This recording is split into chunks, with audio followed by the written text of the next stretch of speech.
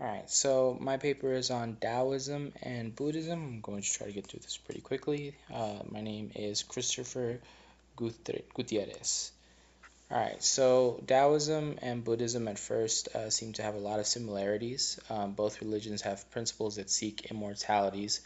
The initial distinction is in the ways that they seek it.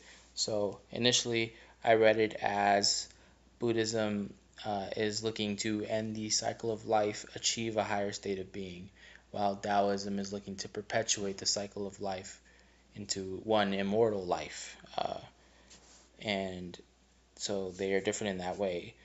Buddhism teaches enlightenment and the possibility of existence at a higher state than what we as humans are capable of, while Taoism stresses the perfection of self in life, which will lead to exemption from danger of decay. All of these quotes are directly from my paper. So the first thing that helped contextualize to me the difference between Buddhism and Taoism was the burning house paradigm. Father comes home to find that his children are inside of a burning home. His children are very preoccupied with playing with their very nice toys, things that they have around the house. So they're very materially obsessed with this stuff, and he can't get them out. He tries to yell at them, like, please get out of the house, and they don't come out. So what he has to do, thinking on his feet in that moment, is to tell them, hey, if you guys come out, I will give you 3 beautiful bejeweled wagons. The kids, upon hearing that, get up and run out of the house immediately. Father saves his kids. At first, this teaching seems to be pretty at odds with Buddhism and how it is very much against the obsession with material objects. But the idea being that the Buddha often has to behave like the Father in order to lead others to enlightenment, because the whole idea behind Buddhism is to bring everyone with you to enlightenment. It is not a selfish religion, it is a selfless religion. And the Buddha takes an active role in the education of his constituents, and you, being a Buddhist, would also be expected to take an active role in helping others reach enlightenment along with you. It is not just a personal journey, it is a personal and a shared journey. This is where it really starts to contrast with Taoism. So these are some quotes that I really bring about Taoism, what it's about to me. He who devotes himself to the Tao seeks from day to day to diminish. Less is more.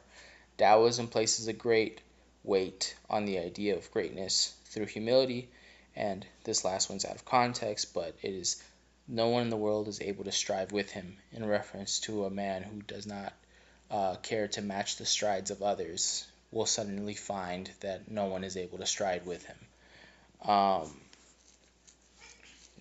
This one is basically the idea being that you want to do less.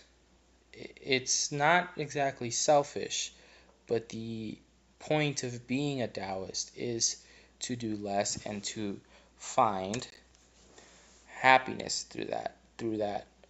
Not sure happiness is the right word, but to find the end goal of Taoism is through doing less. So for the Tao, the end goal is the journey, and the journey is the end goal. I was looking through Taoism in the Tao Te Ching and trying to find what the ultimate goal was, and I really couldn't find it except for the fact that the journey is the end goal. And what I'm still unsure about is whether or not the idea of being immortal is literal, or if it's meant to be kind of asserting like wisdom as you grow older and having other people learn from you, and doing less obviously as you get older.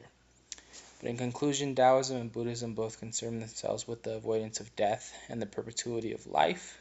They arrive at their conclusions through both of these very different means, but they are both religions of great concentration and discipline, and I learned a lot reading about these two.